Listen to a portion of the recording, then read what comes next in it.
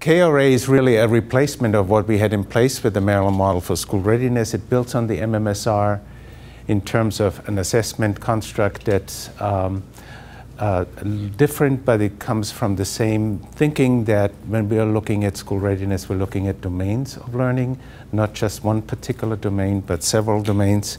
And they include social foundations, language literacy, physical development, and early math. All 3,700 kindergarten teachers are administering it during that time frame, and they assess the skills and behaviors of the children as they come in. But the measure is on the skills that they bring to kindergarten.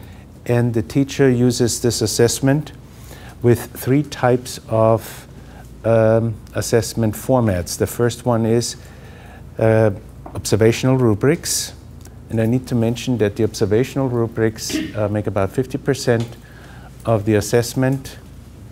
Teachers were assessed on the content of the assessment, so that they would have a better understanding of what is being assessed. And that speaks to the validity of the use of the assessment for teachers to have a good understanding as to how to administer it. There was a big discussion about going into this with standardized items, whether it's developmentally appropriate and whether it would just be a piece that would create some concerns in especially the early childhood community. But I think the advice that the assessment consultant gave us was that if you have a way to directly measure foundation skill, measure them directly. You can see for yourself what demonstrating, approaching, and emerging readiness are defined as, but it's very important that I want to point out that these are different, so different nomenclature that we had with MMSR. The demonstrating readiness was this full readiness concept that we had in MMSR, and the emerging readiness was the developing readiness that we had in MMSR. So emerging readiness is now the new term used for children that come in with a lack or deficiency in some of the foundational skills and behaviors which need to be addressed when the kids come into kindergarten. That's the headline measure, if you will. The overall results. These are the new benchmarks that we're working with. And I've just come off, and that's why I was a little late, because Baltimore Sun had called and wanted to have some information for an article.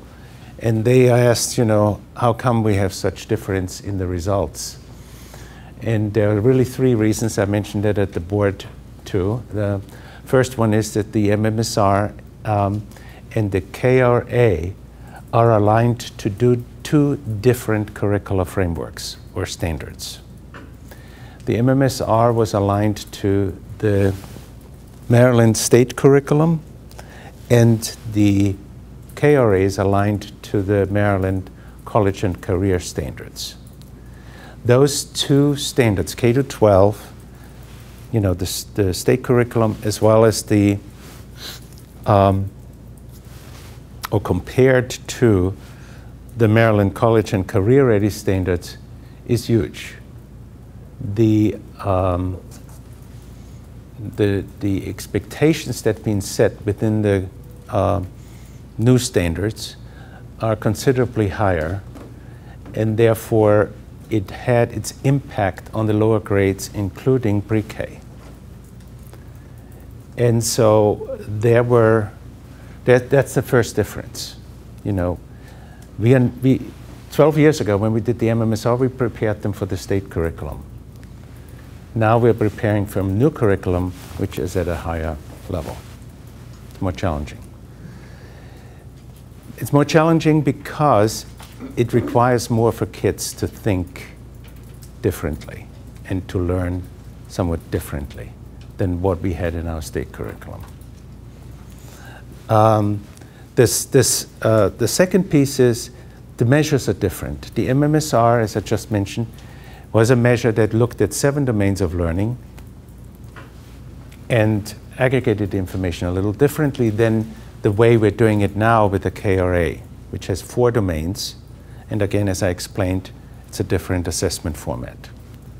And then the third one which I find the most intriguing aspect of the big change, had to do with the whole standard setting process.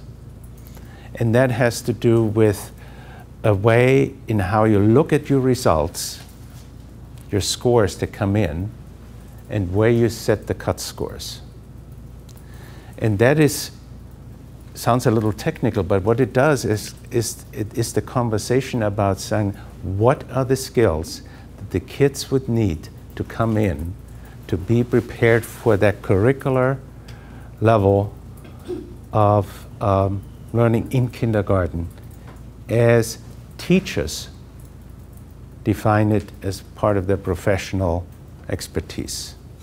25 teachers from Ohio and Maryland came together and worked on a shortened version of the KRA, I'll speak to that in a minute, and set those standards over 3 days. We're working now with a new benchmark, we're working new curricular framework, and I think what we're doing is we are now in the process of informing the early childhood community and also those that work in the lower grades as teachers that there is going to be a huge effort, must be a huge effort underway to turn the curve. Let's talk about predominant care. This is the prior care category.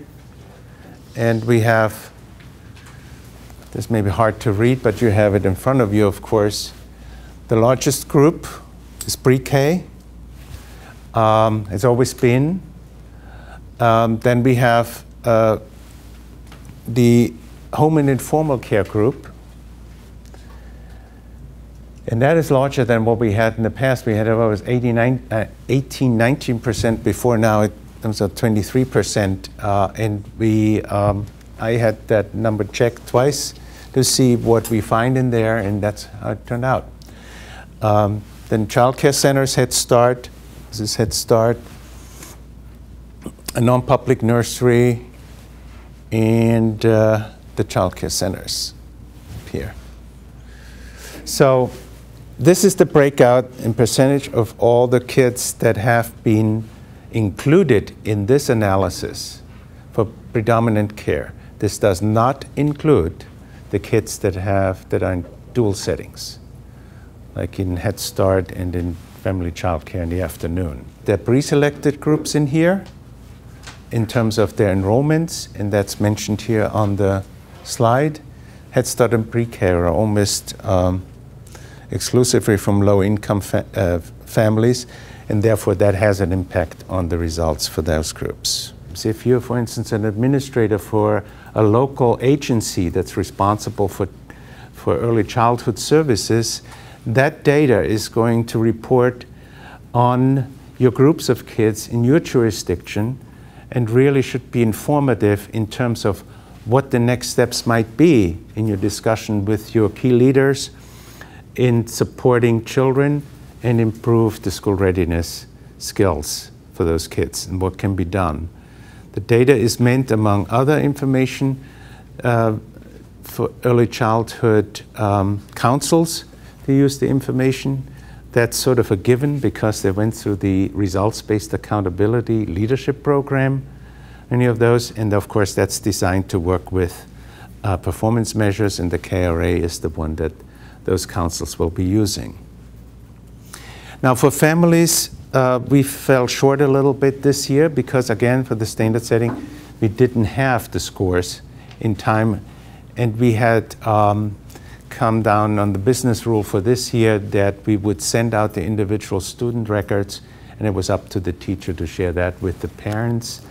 We felt that because of the delay of several months to have the information out for families, it might cause greater confusion than it would be helpful. I mean, I can say that the business community has always been interested in early childhood, and they like data. So we went to them, but it was your engagement to get us there, and there's something scheduled next week with that group and with foundations. And I think has made a difference, a huge difference in terms of resources and buy-in to our work. We have information about the assessment itself online. That's actually handled through CTE at Johns Hopkins. And Judy can get you, or Wendy, who is working from our office with all the councils, can get that out.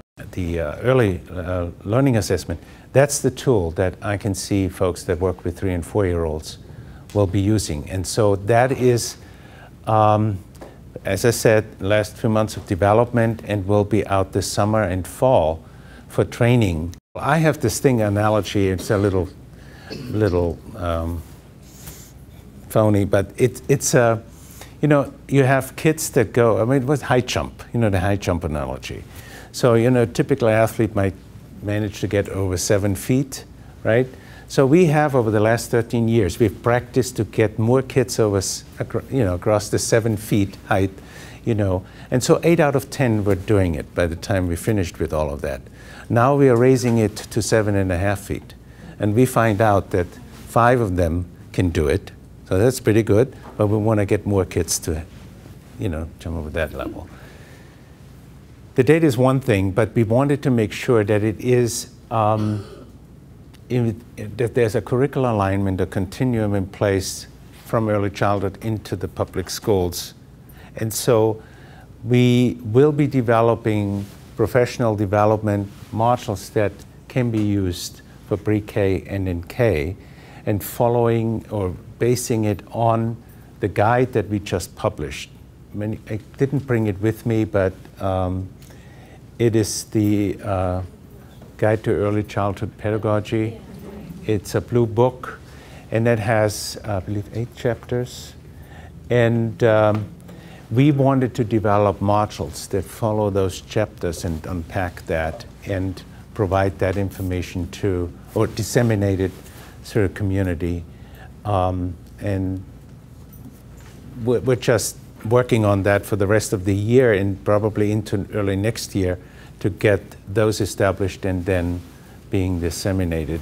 It's worked very well for MMSR, and I believe it'll work